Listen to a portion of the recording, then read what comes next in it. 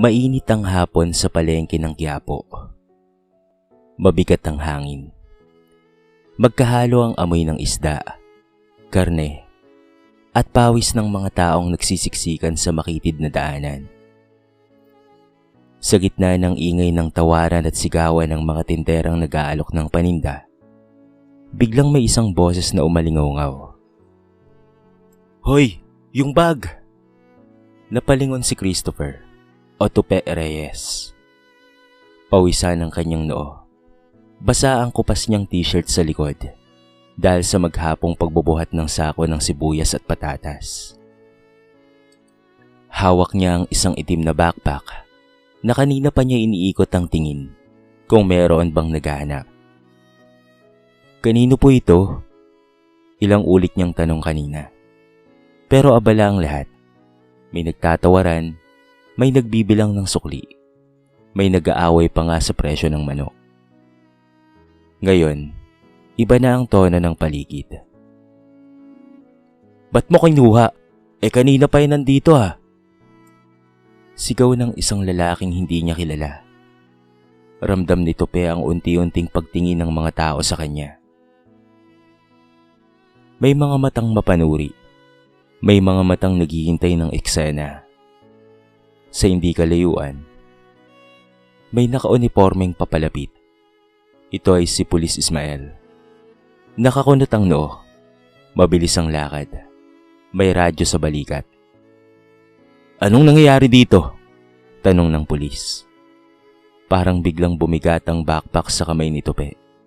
Hindi dahil sa laman nito, kung hindi dahil sa pakiramdam na siya na kaagad ang tinitignang may kasalanan. O sa madaling salita, nanguha ng bag na hindi sa kanya. "Sir, may nakaiwan lang po ata nito." Simula niya. "Pero bakit hawak-hawak mo?" Putol ng isa. Hindi niya alam kung bakit, pero biglang bumilis ang tibok ng puso niya. Pamilyar ang pakiramdam na ito. Yung tipong kahit wala kang ginagawang masama, parang wala nang makikinig sa paliwanag mo. May isang babae ang naglabas ng cellphone. May narinig siyang bulungan. "Pagnanakaw ata." Hindi na malinaw kung sino ang unang nagsabi, pero sapat na yon. Lumapit si Pulis Ismael.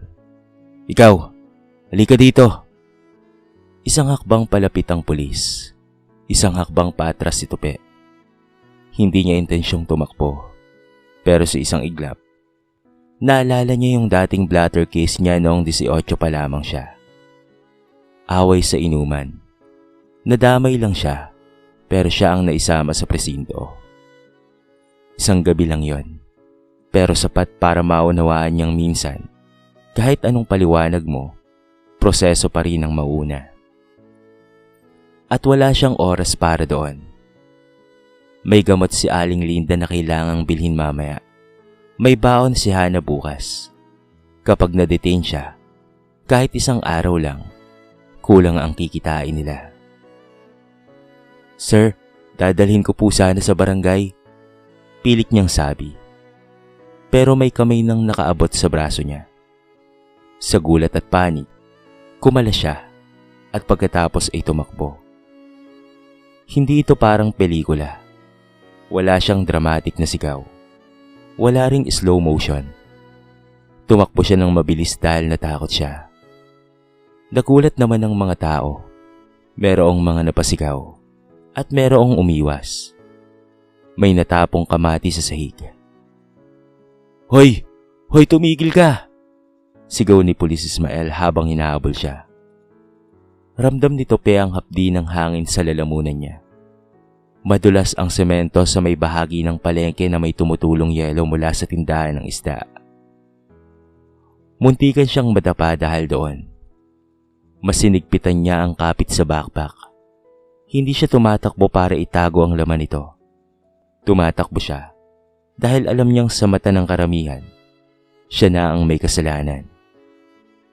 Sa gitna ng mataong palengke, sa ilalim ng maingay at mausok na Maynila, nagsimula ang takbong hindi niya alam kung saan hahantong.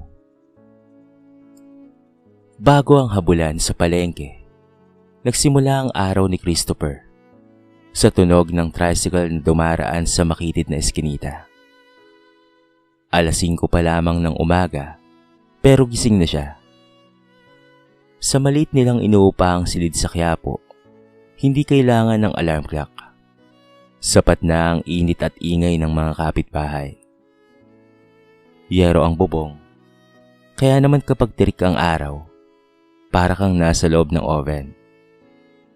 Kapag umuulan naman, halos hindi sila magkarinigan sa lakas ng patak.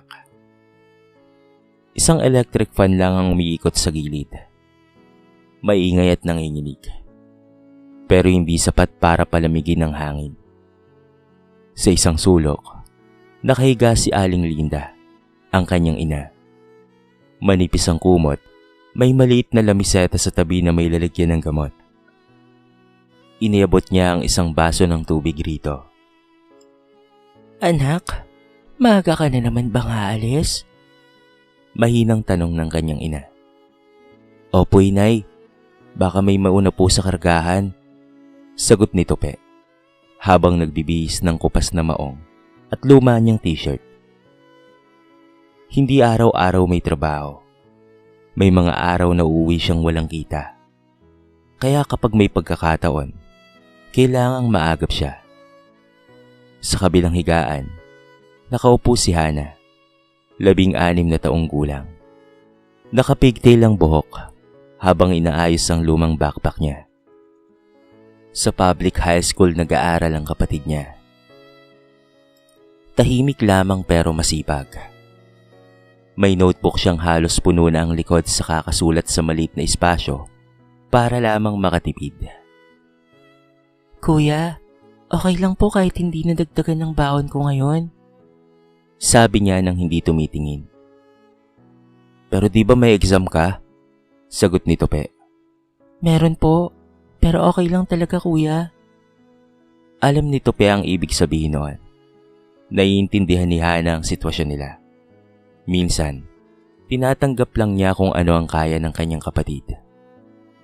Binuksan ni Tope ang lumang pitaka. Meron dong ilang barya, 2 gusot na 50 at isang resibo ng bayad sa renta na may sulat sa likod. Inilabas niya ang 100 at iniabot kay Hana. Eto Hano, isama mo na rin dyan ang pang-project mo ha. Pasensya ka na kay kuya ha. Ito lang ang pera ko ngayon eh. Sabi niya. Dahimik na tumango ang kapatid. Lumapit siya kay Aling Linda. Nay, inumin niyo po yung pang-umaga bago mag-8:00 ha. Oo anak, pasensya ka na anak ha. Ang mahal-mahal ng gamot ko. Bulong ng kanyang ina. Okay lang po yun, Nay. Mabilis niyang sagot. Kahit alam niyang hindi talaga okay. High blood si Aling Linda. Maintenance buwan-buwan ang kailangan nito. Kapag hindi nakainom, sumasakit ang ulo at nanlalabo ang paningin. Hindi pwedeng pabayaan. Lumabas si Tope ng silid. Sa eskinita, may batang naglalaro ng tansan. May nagwawalis ng harap ng bahay at may nagluluto ng tuyo na kumakalat ang amoy sa buong kapaligiran. Normal na umaga. Walang indikasyon na magiging magulo ang hapon. Habang naglalakad siya papuntang palengke, iniisip niya kung magkano kaya ang kikitain niya ngayon. Karaniwan, 300 hanggang 400 kung maswerte. Minsan ay mas mababa pa. Hindi siya tamad, hindi rin siya palaging malas. Pero hindi sapat ang pagiging masipag kung kulang ang oportunidad. Hindi niya iniisip na may mangyayaring kakaiba. Ang nasa isip niya lamang ay makauwi mamaya na may dalang pagkain, gamot at kahit kakaunting ulam. Sa totoo lang, simple lamang ang gusto niya. Isang araw na hindi sila kakabahan kung may pambayad pa ba sila bukas. Isang araw na hindi niya kailangang magbilang ng barya bago matulog. Hindi niya alam na sa araw ding iyon, isang bag ang maglalagay sa kanya sa gitna ng tingin at panghusga ng maraming tao. at isang desisyon ang susubok sa pagkatao niya. Bandang 2:00 ng hapon, mas dumami ang tao sa palengke. Dumating ang mga mamimiling galing trabaho. May hawak na listahan at plastik. Mas naging masikip ang daanan. Mas naging maingay ang paligid. Pagkatapos magbuhat ng 2 sako ng repolyo papunta sa isang karinderya sa loob, umupo sandali si Tupe sa gilid ng pwesto ng gulayan. Ramdam niya ang pagod sa balikat at likod. Pinunasan niya ang noo gamit ang laylayan ng damit. Iho, maya-maya ulit ha. Sabi ng tinderang si Aling Mercy. Hintayin ko lang yung delivery. Opo, sagot niya.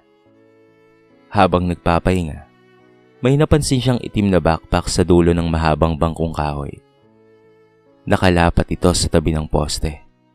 Parang maingat na inilapag pero nakalimutan. Una, hindi niya pinansin. Maraming dumaraan. Siguro may babalik rin. Lumipas ang ilang minuto. Wala pa rin kumukuha. Dahil doon ay lumapit siya ng konti. Kanino po itong bag? Tanong niya sa mga nakapaligid. May nagkibit balikat. May nagsabing, hindi sa amin. Inikot niya ang tingin. Walang mukhang naghahanap. Hindi kaagad pumasok sa isip niya ang masama. Sa palengke, talagang madalas na may naiiwan.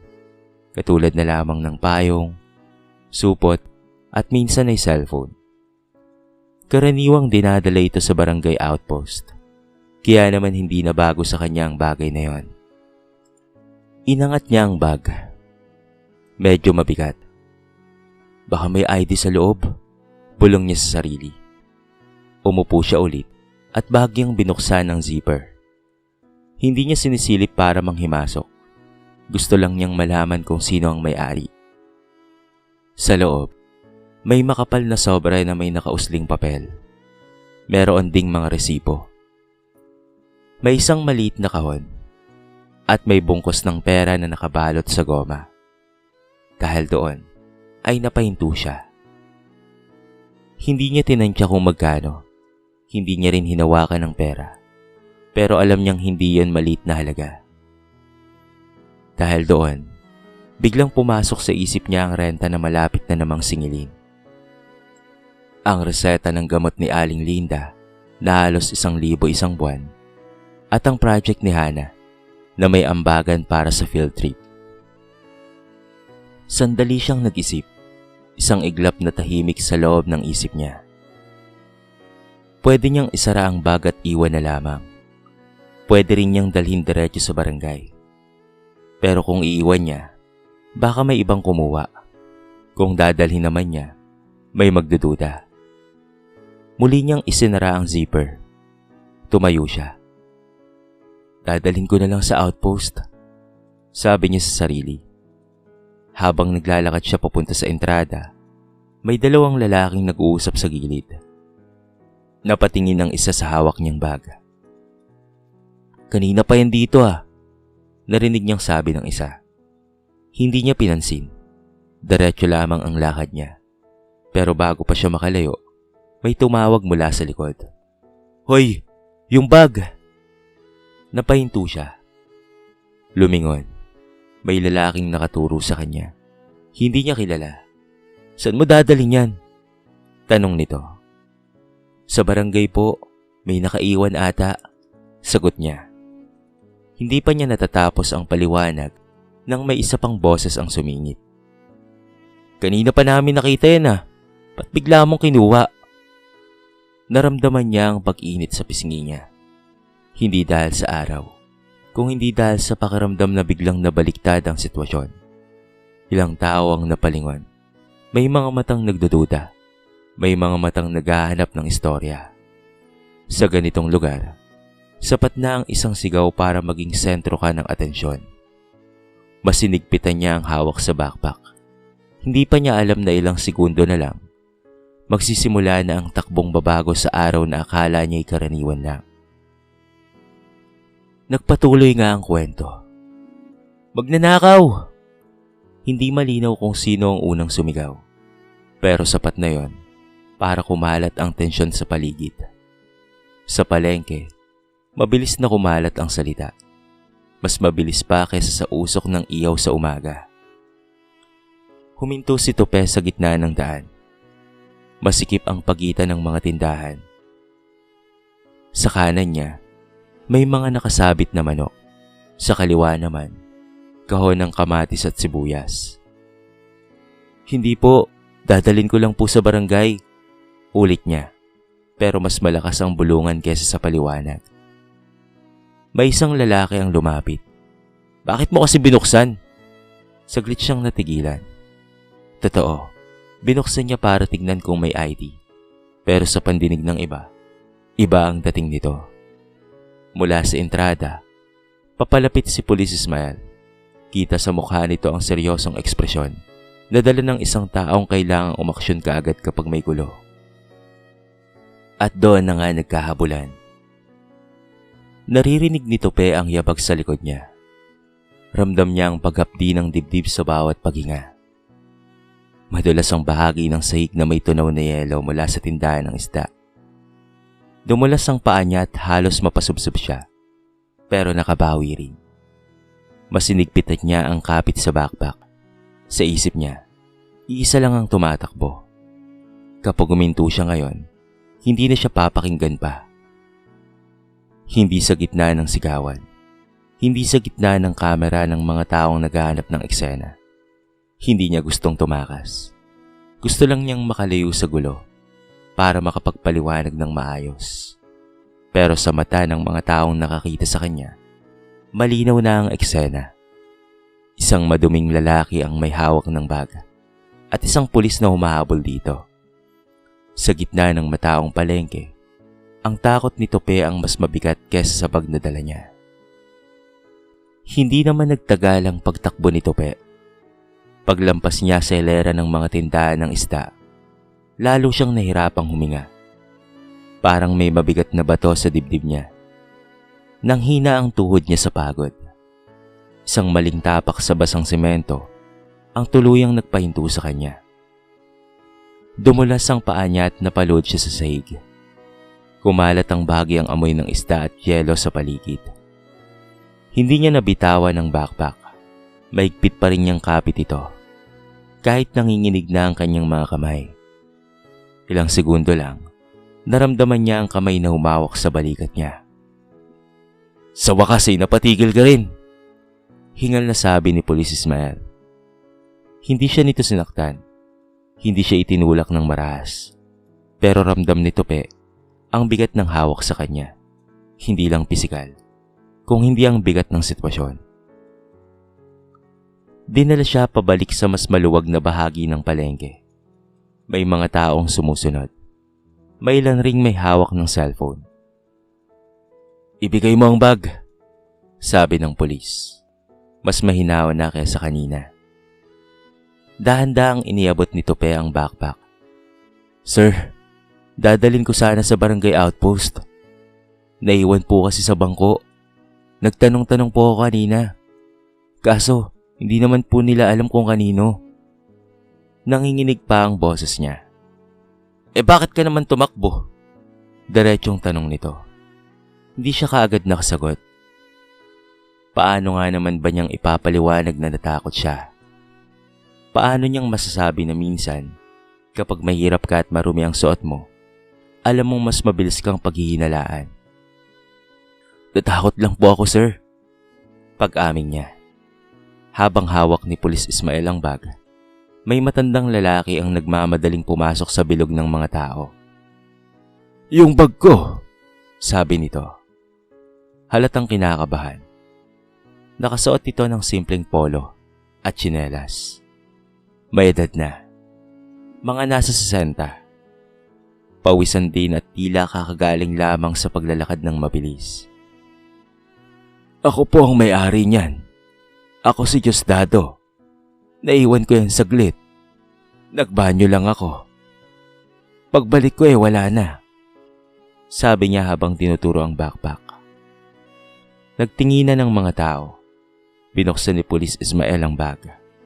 Naroon pa rin ang sobre, ang mga resibo, at ang maliit na kahon, at ang nakagomang pera. May dabawas po ba? Tanong ng pulis. Lumapit ang matandang si Diosdado at mabilis na sinilip ang laman. Binilang niya ang bungkos ng pera, isa-isa, habang tahimik ang paligid. Kompleto naman, sabi niya matapos ang ilang sandali. Wala pong kulang rito. Parang unti-unting bumaba ang ingay sa paligid. May ilang napatingin kay Tupe na may halong hiya. May iba namang nakipit balikat na para bang tapos na ang palabas. Bakit mo naman dinala, iho?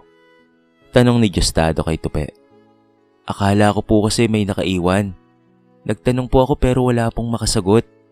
Dadalhin ko po sana sa barangay outpost para masigurado pong ligtas. Mainang sagot niya. Sandaling napatahimik ang matanda. Tumingin ito kay Pulis Ismael. Mukhang hindi naman niya intensyong nakawin, sabi ni Diosdado. Huminga ng malalim ang pulis. Bakit ka naman kasi tumakbo? Mas lalo kang napagkamalang magnanakaw niyan eh. Yumuko si Tupe. Pasensya na po, kinabahan lang po talaga ako. Hindi niya alam kung kanino ang paghingi niya ng tawad. Sa pulis o sa may-ari ng bag.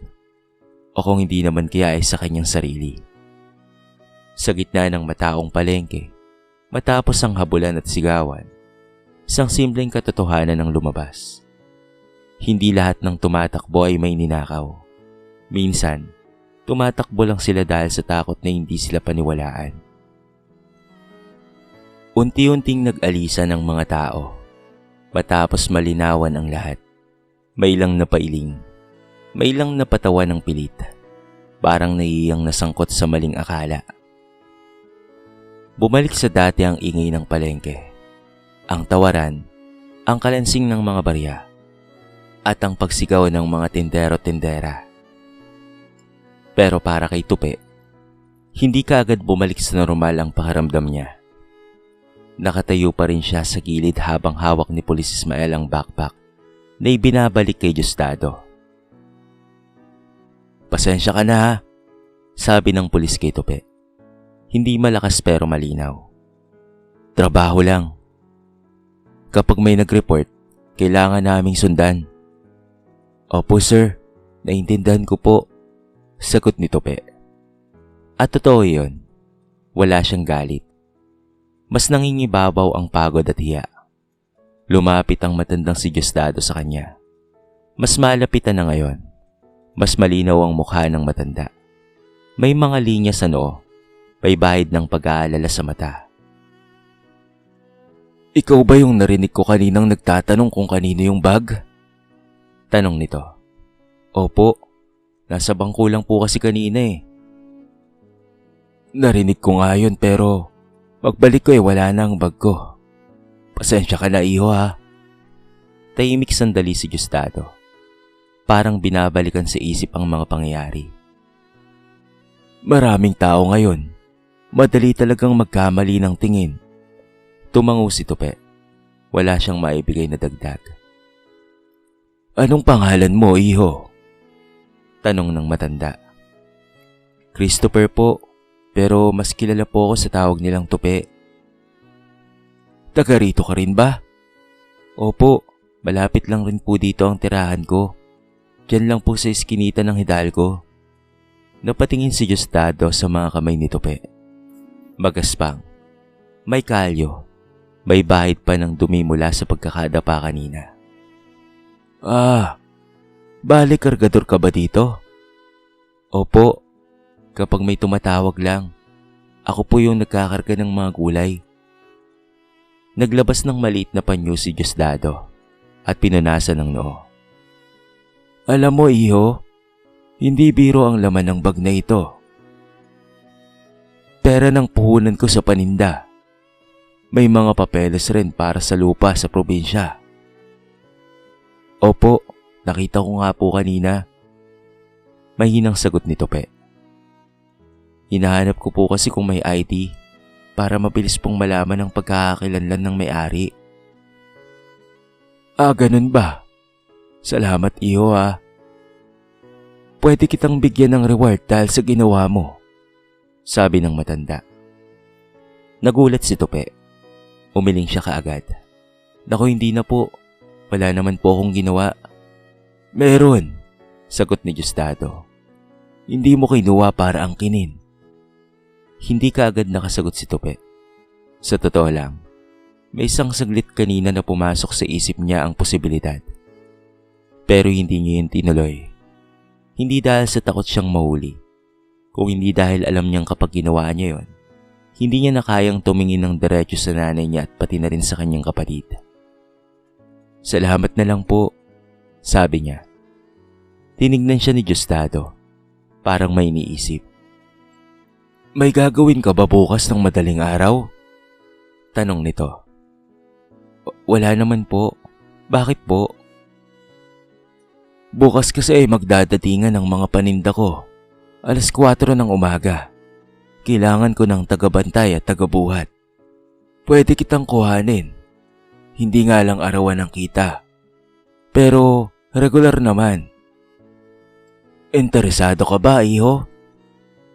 Hindi kaagad nakapagsalita si Tupe. Hindi ito malaking alok. Hindi ito milagro. Pero regular. Opo. Tatanggapin ko po at interesado po ako, sagot niya na halos pabulong. Tumango si Diosdado. Sige, pumunta ka bukas ng madaling araw ha. Tignan natin kung magkakasundo tayo. Habang naglalakad pa uwi si Tupe ng hapon na yon, ramdam pa rin niya ang kirot sa tuhod niya at ang pagod sa dibdib. Pero may kakaibang gaan sa pakiramdam niya. Ang bag na halos naging dahilan ng pagbagsak niya ay siya ring nagbukas ng pagkakataon para sa kanya. Hindi siya yumaman sa isang iglap, pero napatunayan niya sa sarili niya na mas mabigat sa anumang laman ng bag ang dala niyang dangal. Buwan nang lumipas matapos ang insidente sa palengke. Ang araw na yon ay parang isang malabong alaala para kay Tupe. Ngunit hindi niya malilimutan ang pakiramdam ng kaba, takot, at sa huli ay pag-asa. Ngayon, mas maayos na kahit papaano ang buhay niya dahil may maliit na pagbabago. Maliit man ngunit sapat para maramdaman niya ang kaibahan. Si Tupe ay nakaporma na ngayon sa kanyang simpleng uniforme bilang tagabantay at tagabuhat sa pwesto ni Diosdado. Hindi ito malaking trabaho at hindi rin mataas ang kita, pero regular. Sa bawat madaling araw, siya ang nagbabantay ng paninda, nagbubuhat ng sako ng gulay at bigas, at nakikipag-usap sa mga mamimili. Hindi niya kailangan pang tumakbo. Hindi na siya kailangan pang mag-alala na mahuli dahil sa maling akala. Nakikita niya rin si Hana na mas nagiging masipag sa school. May kaunting dagdag sa baon, sapat para hindi na siya mag-alala kung nakakain na ba ang kanyang kapatid. Si Aling Linda, bagaman may maintenance pa rin sa high blood, mas maayos na ang pamumuhay nito. Kahit papaano'y nakakabili na siya ng gamot. May kaunting dagdag na rin sa pagkain at hindi na kailangan pang manghiram sa tindahan.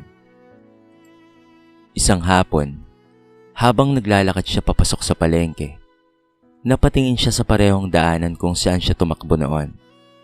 Maraming tao ang abala sa kanilang gawain. May nagtitinda ng gulay, may nagbebenta ng isda, may batang naglalaro sa gilid. Ang eksena noon, na puno ng takot at pangamba, ngayon ay ordinaryong buhay na lang. Napangiti si Tupe sa sarili. Hindi na siya tumakbo ngayon. Hindi dahil wala ng panganib, kung hindi dahil natutunan na niyang kung papaanong harapin ang takot. Naiintindihan niya na minsan, tumatakbo tayo hindi para tumakas sa kasalanan, kung hindi para protektahan ang mahal natin, para siguraduhin na may makakain ng kapatid, para may gamot ang nanay, para mapanatili ang dangal sa mata ng iba. Ito ay ang takbo ng buhay, kahit sa gitna ng kahirapan. Minsan, dumaan si Pulis Ismael sa kalsada. Bibili sa pwesto ni Diosdado. Nagkatinginan sila May bahid ng ngiti. Hindi na parang adversaryo, kung hindi parang kakilala na may mutual respect. May konting katahimikan sa mata ng pulis at sa puso ni Tope na nagsasabi, hindi lahat ng tumatakbo ay may kasalanan. Habang inaayos niya ang mga sako, dumating si Mang Diosdado. "Ayos ka lang ba dyan, iho?" tanong ng matanda. "Opo, ayos lang po ako dito, Mang Diosdado," sagot ni Tope. Bahagyang ngumingiti. "Magpatuloy ka lang, iho. Mahalagang makilala mo rin ang sarili mo sa gitna ng gulo," sabi ng matanda, halatang may aral na ibinabahagi. Nakita ni Tope ang sarili niya noon. Madumi, pawisan, natatakot sa maling akala ng marami. At nakita rin niya ang sarili niya ngayon. Parehong si Tope, pero mas matatag, mas maingat, at mas maunawain. Hindi perpekto, hindi malakas, ngunit may kakayahan at dangal na panatilihin kahit sa gitna ng mataong buhay. Habang papalubog ang araw, tahimik niyang tinitignan ang paligid. Ang palengke ay puno ng tao, tunog, at buhay. At sa gitna nito, nakatayo siya ng diretso. Hawak ang kanyang bag ng karanasan at aral. Alam niyang hindi niya kailangang tumakbo para patunayan ang sarili niya. Sa huli, natutunan ni Tope na ang tunay na lakas ay hindi sa bilis ng pagtakas, kung hindi sa tibay ng puso sa gitna ng panghusga, takot at kahirapan. At sa mata ng mga taong hindi nakakaalam ng buong kwento, minsan sapat na ang dangal at katapatan para ipakita kung sino kang talaga. Lumipas ang ilang buwan. Si Christopher o Tope Reyes ay hindi na ang lalaking natatakot sa bawat galaw ng kapwa sa palengke. Ang mga araw ay pare-pareho, ngunit may bago at tahimik na katiyakan sa puso niya. Hindi pa tungkol sa pera, hindi pa tungkol sa pang-akit ng iba, kung hindi sa dangal at tiwala sa sarili. Tuwing madaling araw, siya ang unang dumarating sa pwesto ni Diosdado.